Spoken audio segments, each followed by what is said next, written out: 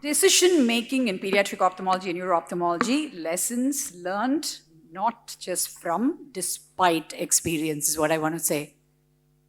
So first, I'm very, very grateful to Dr. Ashad Shivaraman and his team for everything, for the hospitality, the communication, the coordination, and camaraderie, friendship, affection, all of it. And Dr. Harshali, our pride from Essen. And gratitude to Shankar Nethralaya. I've used one of my former patients who I saw in my days there, to Bhagavan for bestowing me with humility and curiosity to keep learning. I have a disclaimer, I will not be using AI for diagnosis in my talk because I think both the AI and me are learning. So let's start. I'm going to present 4 cases today, and my cases are nothing fancy. These are things that you can take with you and use in your practice, all right? So the first one, I want to call it the boy with good habits. So this was a cute 7-year-old boy who came to my OPD with his parents. And of course, the history was difficulty seeing smart board at school since 6 months. Had consulted a local ophthalmologist, was studying in class 3, smart fellow, 1 year ahead, wearing -3 and -2.5. So what questions do typically I ask when I have a myope entering a clinic these days? Prematurity, because we know high association with myopia. Parental myopia. Extended family myopia, which means do you have cousins wearing, do you have aunts and uncles, do you have grandparents? Gives you an idea about the genetic load. Compliance with glasses, because poor compliance we know leads to progression. What is the kind of curriculum? Because we know that intense curriculum can also be a factor in progression. Of course, the dreaded screen time and outdoor time. Okay, and we're going to come to what we mean by outdoor time very soon. Sleep quality and quantity. All these factors have to be asked in history, which I usually ask. So here were the answers. Mother had moderate myopia, had undergone LASIK, full-term normal delivery, wears glasses well, is in a CBSE curriculum, and sleeps well. And then the story unfolded. Parents said, we are very strict with screen time, TV only we allow, only 1 hour. Mobile phones and tabs only during dinner time for 30 minutes. I can see you smiling, right? This is what they tell. Only to make him eat, madam, we have to give the phone. Outdoor time, had PT twice a week in school for 45 minutes, was going for football coaching 3 times a week for 1 hour in the morning. All seemed lovely, wonderful. So my clinical exam said vision was 612, 612. Motor exam was normal, rest was normal, cycloplegic refraction showed a little bit more myopia than what he was wearing. Axial length was recorded, non-contact biometry. So I'm wondering, what are the child's risk factors for progression? Parental myopia and not much extended myopia, intense curriculum, borderline outdoor time. And here I want to pause and say, don't ask them, does your child play sports? I used to make this mistake. Ask them, does the child play outdoor sports in sunlight? Because it's the sunlight that's important. When you ask, do you play sports? They will say, yes, madam, he's in badminton, which is indoor. Okay, so remember to ask the questions correctly. And other hidden things. Does he have other classes online, like chess, drawing, etc.? Okay. Now, management options were myopia control spectacles, low-dose atropine, behavioral changes. The parents said, we'll use myopia control spectacles. They came back, good compliance. But both 6 months and 1 year follow-up showed progression. The parents said, madam, we have moved him to the state board, less intense curriculum. We have reduced the screen time significantly. He watches smart TV only. He cycles for 2 hours during the weekends, getting a lot of outdoor and sunlight. What is going on, madam? Why he is progressing like this? We are worried. So at this time, I just pause. I say, okay, now describe his day to me. What happens? Well, he comes home at 4 p.m., then has snacks and watches TV. He has tuition for 1 hour, then he does his homework, then goes out to play. I said, what time does he go to play? 6:30 to 7:30. When all the other children are also available. Okay, now I have to talk to them about sending him out during the sunlight hours. Okay, anyway, then dinner. Then, madam, he finally has some good habits outside of screens. I said, what? What habits? Madam, he has become an avid reader. He reads for hours. He cannot put down the books. He is even reading lying down at bed also, madam. They're so proud. And then when he's bored with books, he has this micro Lego he plays with. You must see how creative my child is. He comes out with so many wonderful things. And I am thinking, oh my God, I had forgotten the original studies on myopia, progression, SMS and SCORM, only looked at number of books read. How many hours did the child read? How many books did they read? How continuously did they read? It was all about books. And somewhere our kids have stopped reading books and we think only screen time is the culprit. Right? So now I was vigilant. I was awake. So the key takeaways, ask parents if they have ever worn glasses. Don't say, do you wear glasses? They will say no, because they already had LASIK. And it is outdoor sunlight time. Don't ask sports.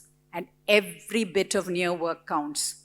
Whether it is screens, whether it are books, whether drawing, craft sets, Lego, science sets, everything counts as near work. So be vigilant and so clarify the environment before escalating treatment, because we know the environmental modifications can be very powerful. All right? Let's go to number 2. Case number 2. It is all in the family. So this family was from a town close to Chennai. The child was brought with complaints of itching, redness, rubbing of eyes since last 1 year, and subsides when treated and then recurs. Had been treated with short course of steroids and olopatadine repeatedly. So I then went through my allergy checklist. I call this the P list. Pollen, pigeons, playground, pillow, pets, polvo. Polvo means dust in Spanish. I had to keep the P theme, right? Paint, passenger. How do they go to school? Do they go in a two-wheeler? Are you dropping? Is the child sitting near the window and staring outside? So passenger. This is how the child looked. So the usual cold compress, olopatadine, allergy precautions, FML taper, I did the whole thing. 2 months later, the brother comes along looking like this. Not only the child is only slightly better, but the brother is now like this. Again, I said, what am I missing? So I asked them, what changed recently? Did you travel anywhere? No, madam, not out of town. We just went to my sister's house. Is there something different there? Any exotic plants? Not really, just that when it rains, their walls become strange. In fact, she sent me a photo to show our cousin who is a painter to see whether it needs to be painted. And that is how the wall looked. That is clearly mold in a wet wall. So mold by itself cannot cause vernal conjunctivitis, but mold can cause allergic conjunctivitis and can also cause fungal keratitis in a known patient of VKC. So do remember that now I have added one more thing to, I call the last P, which is the place. So there is your P checklist. A checklist can save time and eyes. Okay, now we'll get into something a little bit more complex. I've titled this one, It Is Never Really Over. So this is a 3-year-old from Andhra Pradesh. That's how she looked when she came to me. Outward deviation since birth, no issues with vision per parents, birth history. Whatever I remembered was normal birth, full term, normal milestones. In clinic, child was playful and naughty. Vision recorded was 618, 612. Seemed a bit restless. Large angled XT with A pattern, and rest of the eye exam was normal, minimal astigmatism. You know, when we get a little kid with exotropia, AXT, we all get very excited, strabismologists. We're already planning, I think I'll do PTSO, I think I'll do 3 muscles. You know, we're already getting all excited. So I said, large angle exotropia, A pattern due to bilateral superior oblique overaction, strabismic amblyopia, mild astigmatism. So I did occlusion therapy, and finally we're all ready for surgery. Bilateral lateral rectus recession, medial rectus, that should say resection, bilateral PTSO, and I'm so thrilled, and that's how she looks post-op. I am feeling very proud and smug, and parents are so happy. They send me this, madam, we dressed her for Deepavali, and this is how she's looking, very proud. After 6 months, they come back, looking a bit confused. not copying from the board, even from the front row, clumsy, stumbling over objects. Finally, child is actually, they put her in school. During playing with toys, searching for a long time to find something. Vision, I am only able to record 612. And the eye exam is normal. Anybody, what do you think is going on? Beautifully corrected strabismus. What's going on? When you're not sure, take history again. I took history again. It was a normal delivery, but she had history of hypoglycemia 3 days after birth due to poor feeding with 1 episode of seizure. And that's when I got an MRI, showed parieto-occipital gliosis. In other words, cerebral visual impairment, CVI. So the thing to remember, even in normal birth, you need to ask for questions of perinatal problems. Was the child in phototherapy? Was the child needing oxygen? Were they in ICU? What was the APGAR score? In our culture, it's common to wait for mother's milk, for the colostrum, to feed the child, to keep the child waiting till adequate colostrum appears.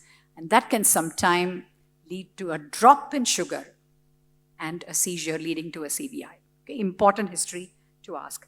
So this is her in the clinic, and her visual field is being tested. And so this is a qualitative test, obviously. So here is a fixation object, and you can see this is being brought. She doesn't see it till it comes right almost up to her center of vision. So she has restriction of visual field. So my key takeaway from here is, don't lose the forest for the trees. And it's never over till it's really over. And finally, patient number 4. So I've titled this, Where Does This End? So this is a 30-year-old. And you know how these tricky things always happen to somebody you know really well. So this was the niece of a good friend. It's a vascular surgery trainee, cycles for fitness and racing, self-published, author and poet. I'm trying to tell you what kind of a person this is. Still single. Feels she fumbles a bit during surgery and outward deviation since childhood was present. And, this is how she looked with her mentor. I said, you know what, once I hear all this, I'm already dissuading her from surgery. I'm like, do you really need surgery? Come on, yeah, you're not looking too bad. Really, see, I think you're looking okay. And then she sends me this. And I say, see, I told you, you don't look that XT. And then she sends me this. And this, she does seem to look quite a bit XT, right? So I say, okay, I take 9 gaze photographs. And then we're ready for surgery. We've had multiple sessions, counseling. And then I'm taking pre-op measurements. And this is what happens. 30 XT for distance, 25 for near. But look at that, side gaze is only 10 XT. And this is called lateral incompetence. I've read about it in books, occasionally seen it, but not to this extent. So what will happen if I operate for 30 XT? What will happen to the side gaze? She is going to be quite overcorrected. Okay? But she was adamant. I discussed chances of intractable diplopia. Remember, she's a vascular surgeon. So I discussed chances of intractable diplopia, high chances of diplopia while she's cycling.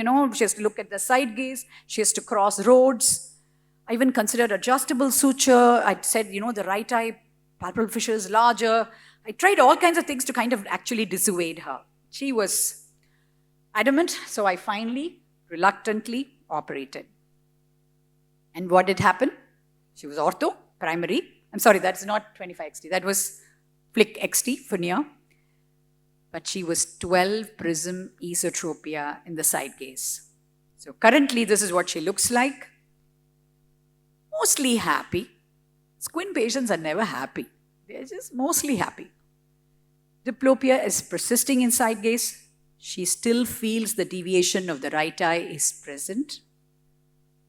Could this be positive angle kappa on top of all the other things?